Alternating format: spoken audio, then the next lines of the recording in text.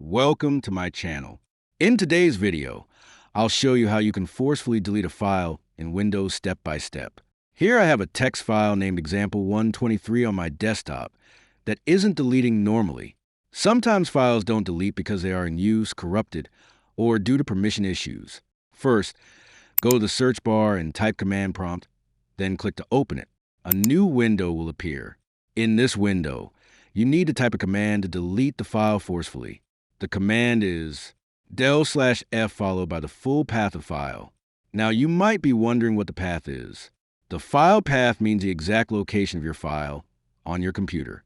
For example, my file is on the desktop, so the path looks like this.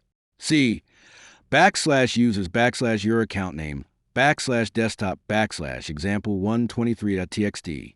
So the complete command will be del/fc \users \your account name \desktop \example123.txt.